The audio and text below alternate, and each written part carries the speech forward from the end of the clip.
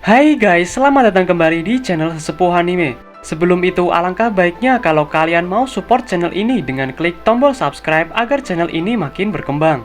Video kali ini akan menceritakan alur cerita anime Bleach part 19, tepatnya episode 343 sampai 356. Kalau kalian belum nonton part-part sebelumnya, kalian bisa nonton lewat link yang ada di deskripsi. Di akhir perang melawan Arrancar, Ichigo telah kehilangan semua kekuatan Shinigami-nya. Para Shinigami Gote 13 juga telah melanjutkan aktivitasnya kembali setelah luka-luka mereka sembuh. Video ini akan menceritakan arc baru di mana latar waktunya sendiri adalah 1,5 tahun setelah perang berakhir. Untuk lebih jelasnya, ini dia ceritanya.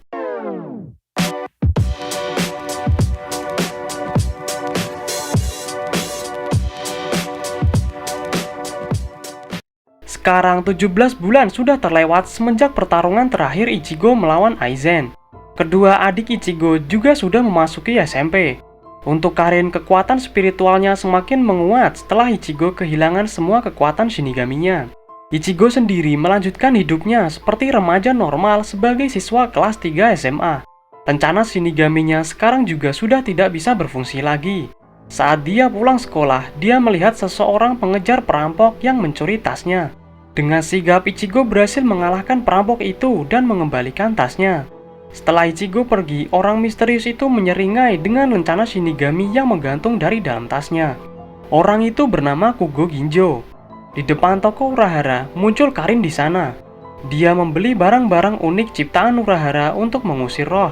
Ichigo sedikit terkejut melihat adiknya baru saja keluar dari toko Urahara. Ginjo menemui dan memberitahu Ichigo untuk menghubunginya jika ada kejadian-kejadian janggal di sekitarnya. Sepulang sekolah, Uryu bertemu dengan orang misterius dan memutuskan mengejarnya. Uryu bertanya-tanya mengapa ada manusia yang bisa bergerak dengan sangat cepat padahal dia bukanlah Quincy. Saat Uryu lengah, dia terkena tebasan di dadanya. Karena menerima luka parah, dia pun dilarikan ke rumah sakit. Ichigo yang mendengar kabar Uryu langsung bergegas menjenguknya. Di rumah sakit, dia juga bertemu Orihime. Uryu tidak ingin mengatakan apa yang terjadi padanya, lalu meminta Ichigo dan Orihime untuk pulang. Tapi mereka berdua tahu bahwa dia telah ditebas seseorang. Ichigo yang merasakan mulai ada bahaya di sekitarnya lalu menghubungi Ginjo untuk mencari tahu apa yang sebenarnya terjadi. Mereka berdua lalu bertemu di markas rahasianya Ginjo. Ichigo masuk ke markas itu dan bertemu sekelompok orang. Ginjo mengungkapkan bahwa dia mendekati Ichigo demi tujuan untuk mengembalikan kekuatan Shinigami Ichigo. Organisasi Ginjo ini dinamakan Execution dan terdiri dari manusia-manusia yang mempunyai kemampuan unik. Ginjo mendemonstrasikan kemampuannya dengan menghabiskan minuman tanpa menyentuhnya. Dia mengeluarkan roh dari cairan di dalam gelas dan memanipulasinya untuk masuk ke dalam mulutnya. Pada dasarnya, roh tidak hanya ada di dalam makhluk hidup karena benda mati juga memiliki roh.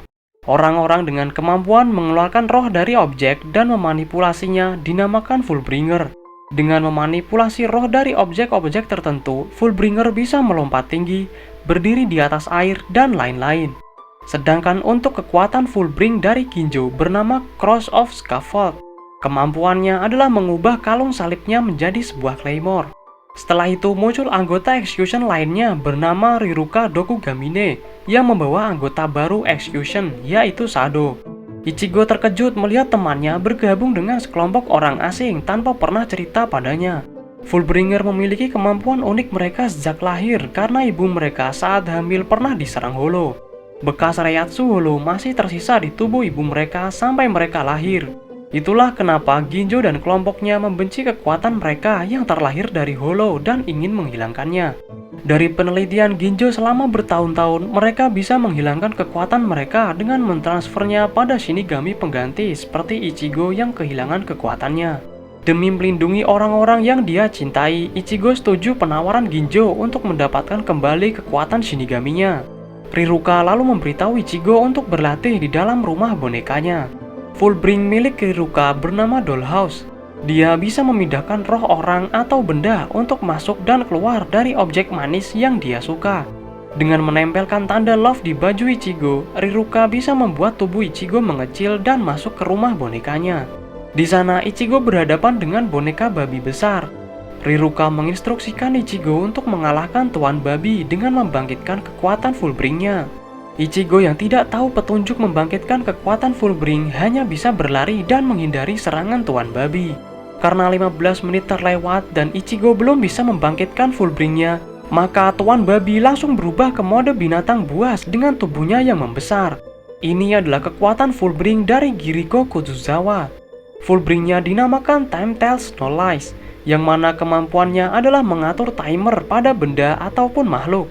Dalam jangka waktu tertentu, timer yang telah dipasang akan menciptakan kondisi sesuai syarat yang dibuat oleh Giriko. Tuan Babi menjadi sangat kuat dan beringas yang menghancurkan sekitarnya. Ichigo pun bersembunyi untuk memikirkan langkah selanjutnya. Sado memberikan petunjuk pada Ichigo bahwa dia mendapatkan kekuatan Fullbring saat bangga dengan anugerah fisik yang diterimanya. Dengan lencana Shinigami di tangannya, Ichigo merasa bangga saat dia masih menjadi Shinigami. Alhasil roh dari rencana Shinigami merespon Ichigo. Lencana itu mengeluarkan Reiatsu hitam kemerahan seperti saat Ichigo melepaskan bankainya. Reiatsu yang keluar membentuk lingkaran seperti shuriken. Ichigo menggunakannya untuk menangkis pukulan Tuan Babi. Tapi Ichigo sadar bukan begitu cara menggunakan Fullbring-nya. Dia menemukan perasaan saat mengeluarkan Getsuga Tensho mengalir dalam dirinya. Dia lalu mengayunkan lencananya yang melepaskan Reiatsu kuat dan mengenai wajah Tuan Babi. Setelah dikalahkan, Tuan Babi kembali berubah menjadi ukuran sebelumnya. Dengan mengeluarkan bersinnya, Riruka bisa mengembalikan Ichigo dan Tuan Babi ke wujud aslinya. Tuan Babi ternyata adalah manusia biasa yang dipaksa Riruka menjadi boneka babi. Selesai berlatih, Ichigo pulang bersama dengan Sado. Di depan pintunya, Sado melihat ada roti yang ditinggalkan Orihime untuknya. Dia merasakan keanehan dari jejak Reiatsu Orihime seperti sedang dalam bahaya. Ichigo dan Sado lalu bergegas pergi untuk menemui Orihime. Sepulang sekolah, Orihime pulang dan sampai di depan pintu rumahnya. Di sana dia tiba-tiba ditemui orang bernama Shokuro Tsukishima. Tsukishima juga membawa anak buahnya, yaitu Moe Shishigawara. Tsukishima mengaku bahwa dirinya lah yang melukai Uryu. Tsukishima menutup buku bacaannya di mana pembatas bukunya mendadak berubah menjadi pedang. Dengan sangat cepat, Tsukishima berpindah ke belakang Orihime dan menebas tubuh bagian kirinya. Setelah itu, Ichigo dan Sado tiba di apartemen Orihime. Mereka menemukan Orihime yang tergeletak duduk sendirian di depan pintu rumahnya. Orihime terheran-heran mengapa tubuhnya masih utuh dan tidak terpotong padahal dia merasakan tubuhnya telah ditebas. Orihime kaget melihat Ichigo dan Sado yang ada di belakangnya. Dia memberitahu mereka berdua untuk tidak khawatir karena dia tidak kenapa-kenapa. Orihime merasa aneh karena dia menganggap sosok Tsukishima sebagai temannya, padahal dia adalah orang yang melukai Uryu. Ichigo langsung kembali ke markas Execution untuk menanyakan apa yang sedang terjadi karena Sado dan Orihime tidak memberitahunya apa-apa. Kijo menduga bahwa orang berbahaya yang mengincar teman-teman Ichigo kemungkinan adalah Tsukishima. Dia dulunya adalah bagian dari Execution, tapi menghilang setelah membunuh Shinigami pengganti sebelumnya.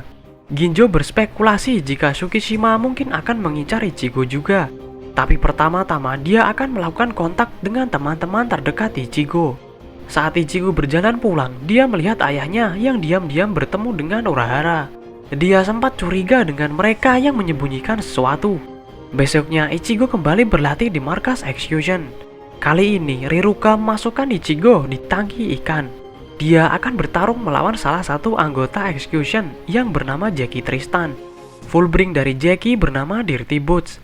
Dengan menggosokkan sepatu boot yang dia pakai dan Fullbringnya aktif, seluruh pakaiannya akan berubah. Di mode ini, Jackie akan mendapatkan peningkatan kekuatan dan kecepatan. Dengan Fullbring-nya, Ichigo terus melemparkan Reiatsu yang berbentuk shuriken raksasa dari lencananya. Tapi semua serangan Ichigo bisa ditangkis dengan mudah. Air yang menjadi tempat pertarungan mereka pun menjadi keruh dan berlumpur.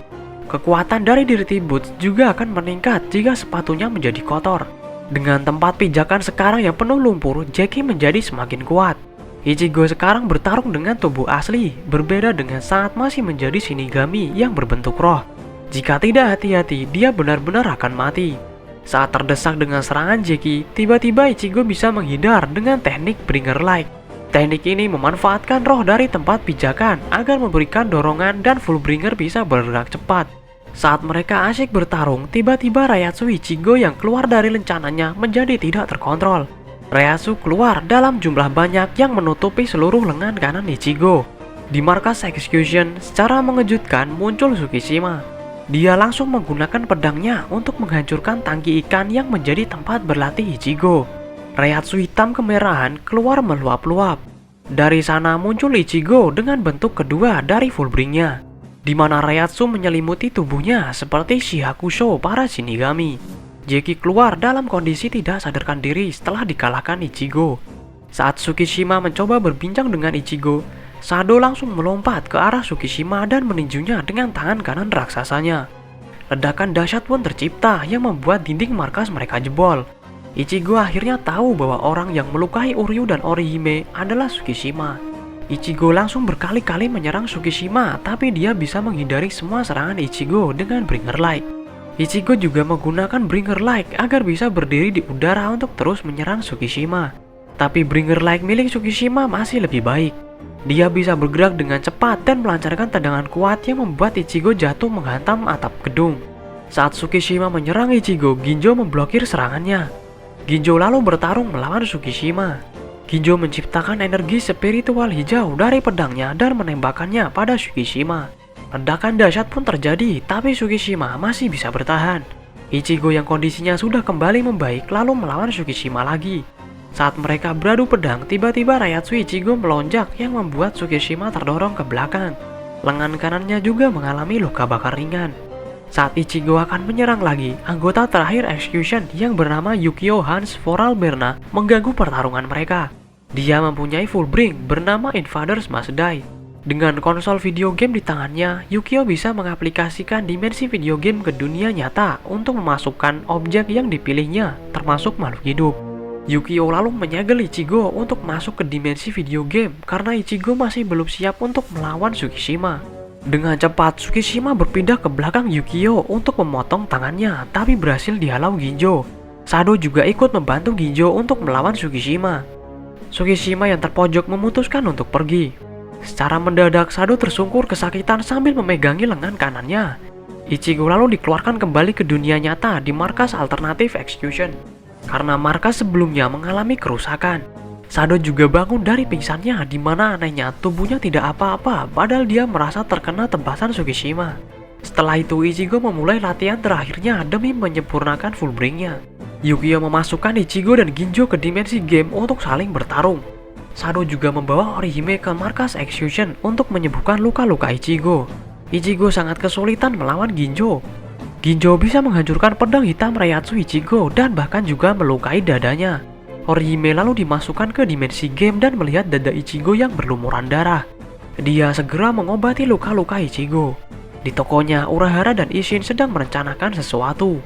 Di sana juga diperlihatkan Shinigami yang memakai lencana wakil kapten, yang ternyata adalah Rukia Kuchiki. Orihime memanggil Soten Kishun untuk menyembuhkan Ichigo yang terluka parah. Sado juga berlatih di dimensi game buatan Yukio, tapi di arena yang berbeda. Ginjo yang tidak sabar menunggu langsung menyerang begitu saja. Untungnya Orihime bisa melindungi Ichigo dengan teknik barunya yang dinamakan Shiten Koshun. Teknik ini selain menciptakan perisai, juga bisa mengembalikan serangan Ginjo kembali padanya lagi. Selama 17 bulan ini, Orihime terus berlatih untuk meningkatkan kekuatannya dan inilah hasilnya. Ichigo dan Ginjo lalu melanjutkan pertarungan lagi, tapi tiba-tiba suasana menjadi berubah. Ginjo menebas mata Ichigo yang membuatnya tidak bisa melihat. Orihime panik melihat Ichigo yang berdarah kesakitan dan mencoba menghampirinya. Tapi Yukio justru mengurung Orihime di dalam sangkar khusus yang membuatnya tidak bisa menggunakan kekuatan Shunshun Rika. Ichigo marah pada Ginjo tentang apa yang sedang dilakukannya. Tapi Ginjo tidak peduli dan menghajarnya berkali-kali. Ichigo mencoba untuk mengandalkan getaran dan suara, tapi sama saja tidak berguna. Keberadaan Ginjo bisa menghilang dan menyerang Ichigo dari mana saja. Alhasil Ichigo dikalahkan telak dengan perutnya yang ditusuk Claymore. Ginjo mengungkapkan bahwa dia akan membunuh Sado dan Orihime terlebih dahulu, baru setelah itu membunuh Ichigo. Dalam keadaan terdesak, tiba-tiba mata buta Ichigo bisa melihat posisi Ginjo dari bentuk Reiatsunya. Ichigo bangkit kembali dan mengeluarkan Reiatsu kuat. Dia berhasil mencabut Claymore yang menusuk perutnya dan langsung menerjang ke arah Ginjo. Ginjo mencoba memblokir serangan Ichigo dengan tangannya saja. Setelah itu terjadi ledakan besar di mana seluruh tubuh Ginjo mengalami luka-luka. Dia mengucapkan selamat pada Ichigo karena sekarang pelatihan Fullbring-nya telah selesai. Dia berpura-pura mengkhianati Ichigo untuk memaksa Ichigo dalam kondisi ekstrim agar bisa membangkitkan bentuk sempurna dari Fullbring-nya. Oke, sekian dulu alur cerita Bleach part 19. Video selanjutnya akan memperlihatkan Ichigo yang berhasil mendapatkan kekuatan Shinigami-nya lagi. Nantikan aja video berikutnya dan jangan lupa untuk like, subscribe, dan komen video ini. Sampai jumpa.